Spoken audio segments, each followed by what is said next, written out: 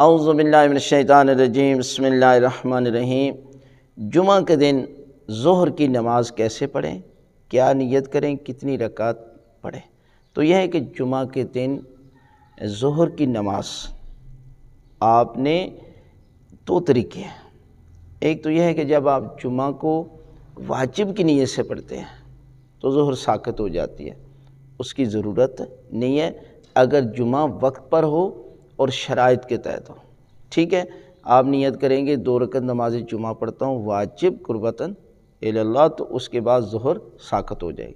لیکن اگر آپ جو ہے وہ ٹائم گزر جاتا ہے اور شرائط بھی پوری نہیں ہے تو پھر آپ قربتاً اللہ جمعہ پڑھ رہے ہیں تو ظہر جو ہے وہ آپ کو 4 رکعت احتیاط کے طور پر پڑھ لینی چاہیے، یعنی 4 رکعت نماز ظہر پڑھتا ہوں احتیاط واجب قربتاً اللہ، اور اس کے بعد جو ہے وہ آپ نے یہ 4 رکعتیں ہی پڑھنی ہیں۔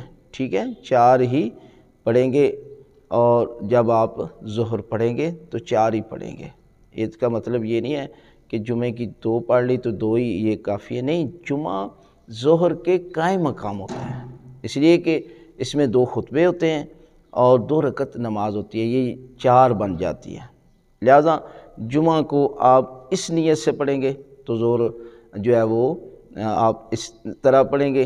اگر جمعہ کو آپ قربتاً اللہ پڑھتے ہیں تو پھر ظہر کو جو ہے وہ احتیاط کی نیت سے جو ہے وہ آپ پڑھ سکتے ہیں۔